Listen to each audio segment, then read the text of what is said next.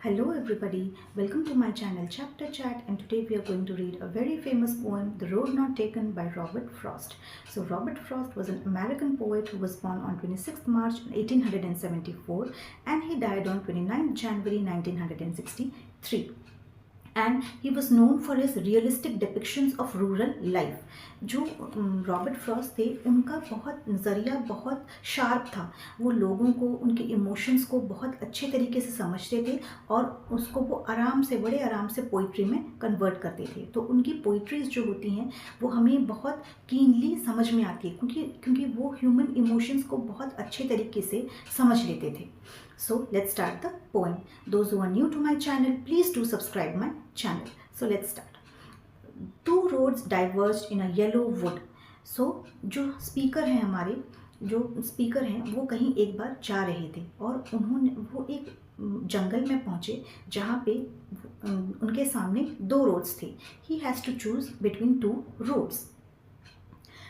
और वो जो जंगल था वहाँ पे जो लीव्स थे, वो ट्रीज थे, वुड्स थे, वो सारे येलो थे। येलो क्यों हो गए थे? क्योंकि वो ऑटम का सीज़न था और ऑटम सीज़न में सारे लीव्स जो हैं वो येलो होके वो पत्ते झड़ जाते हैं, इसीलिए वो येलो हो गए थे। And sorry I could not travel both. और जो स्पीकर हैं वो कह रहे हैं that he is sorry that he can not travel both. Definitely वो एक पर्टिकुलर इंसान एक टाइम पे एक ही रास्ते में वो जा सकता है, वो दो रास्तों पे नहीं जा सकता। So that is why he is feeling sorry कि उस बार वो एक ही रास्ते में ट्रैवल कर सकते हैं। And be I traveller long I stood and look down as far as I could. So as a traveller वो स्पीकर वहाँ पे खड़े थे, बहुत देर तक वो वहाँ पे खड़े थे और वो उस रास्ते को, जो दोनों रास्ते हैं वहाँ से वो जितनी दूर अपनी आँखों से वो देख सकते थे वो देख रहे हैं कि दोनों रास्तों में अगर उन्हें कुछ दिखाई दे तो वो, अगर कुछ उन्हें दिखाई दी तो उस चीज़ों को देख के वो डिसीजन ले सकते हैं कि वो कौन से रास्ते पे उन्हें जाना चाहिए, द फर्स्ट वन और द सेकेंड वन। तो उससे देख के उन्हें थोड़ा ओपिनियन अपना बना सकते हैं कि मुझे इस रास्ते में जाना चाहिए, द फर्स्ट वन और the second one. Then took the other as just as fair and having perhaps the better claim।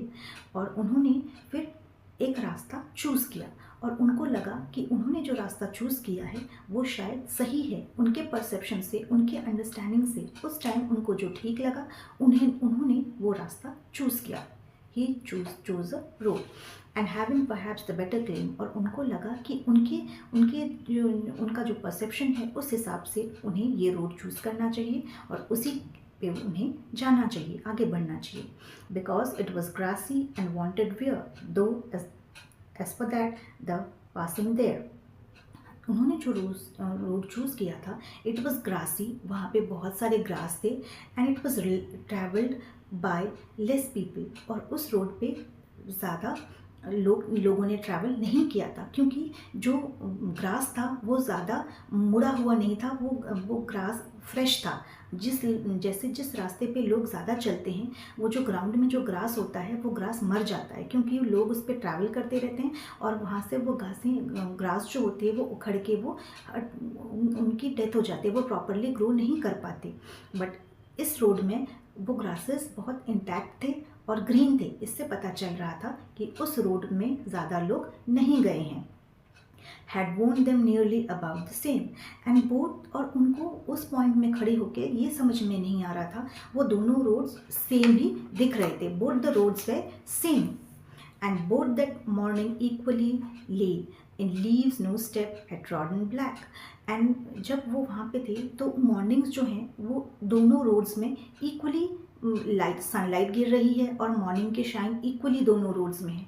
तो leaves no step had trodden black, and जो लीव्स गिरे हुए हैं वो दोनों रोड्स में इक्वली गिरे हुए हैं। तो वहाँ पे उनको वो समझ में नहीं आ रहा था कि उनको कौन सा रोड चूज़ करना चाहिए। But according to him he has chosen the road that he wanted to travel.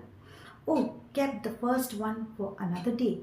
और उन्होंने सोचा कि जो फर्स्ट रोड उन्होंने छोड़ दिया है वो अगर होगा कभी फ्यूचर में पॉसिबल हुआ तो वो दोबारा उस जगह पे आएंगे और उस फर्स्ट रोड में वो ट्रैवल करके देखना चाहेंगे कि उस रोड में वो क्या उनको मिलता है वहाँ पे। The speaker thought that he will travel on some other day, और वो अपना ये जो जा रहे हैं जहाँ पे, वहाँ पे अगर वो वापस आ पाए उस जगह से, और वो ज़रूर उस फर्स्ट रोड में भी एक बार जाके ट्रैवल करके वो देखना चाहेंगे कि वहाँ पे उन्हें क्या क्या चीज़ें देखने को मिलती हैं। Yet knowing how way leads on the way, so वो उस रोड में भी जाके देखना चाहेंगे कि वहाँ पे क्या क्या चीज़ें उन्हें देखने को मिलेंगी। आई doubted if I should ever come back, I shall be feeling this with a sigh. So I doubted means उनके मन में ये डाउट है कि कभी मैं वापस आऊँगा, क्या मैं जिस रास्ते पे निकल पड़ा हूँ उस रास्ते से वापस कभी मैं आऊँगा यहाँ पे दोबारा, और उनको ये मन में डाउट हो रहा है क्या मैं कभी आ पाऊँगा इस रास्ते में दोबारा। And feeling I shall be feeling this with a Sai. Sai means why he is feeling this with a Sai, he is telling this with a regret, कि उनके मन में एक रिग्रेट है कि शायद उनको वो दोनों रोड ट्रैवल करना था पर उन्हें एक ही रोड में जाना है। So that is why he is leaving the first one and travelling on the second one. तो उनके मन में ये साय है, ये रिग्रेट है कि वो फर्स्ट रोड को वो ट्रैवल नहीं कर पाए। Somewhere ages and ages hence, two roads diverged in a wood, and I took the less traveled by, and that has made all the difference.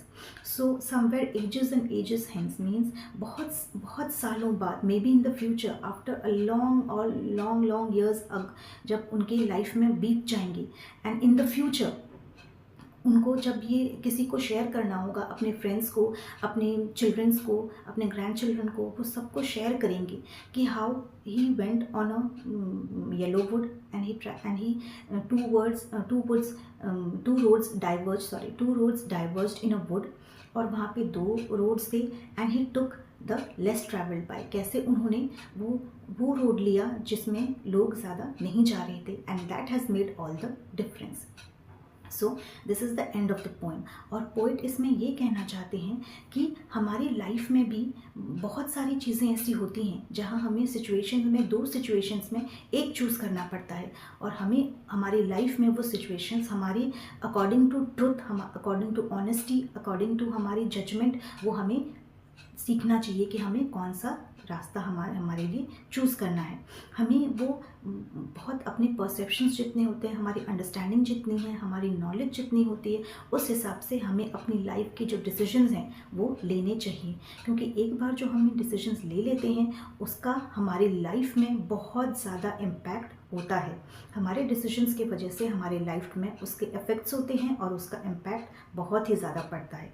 So here this is the end of the poem, and the theme is कि जो ये हमारे decisions जो हैं, we should take our decisions very wisely, because हमारे decisions पे हमारा life के जो अफेक्ट्स होते हैं, जो रिजल्ट्स निकलता है, वो हमारे ही जो काम हम करते हैं, जो हम डिसीजंस लेते हैं, उसी पे वो बेस होते हैं। So this is the moral और the theme that the poet wants to convey us, कि we should be very honest and practical, and we should understand the situations and then take the decisions in our life. So this is the end of the poem. I hope आपको poem समझ में आई हो, and please do subscribe my channel. Thank you.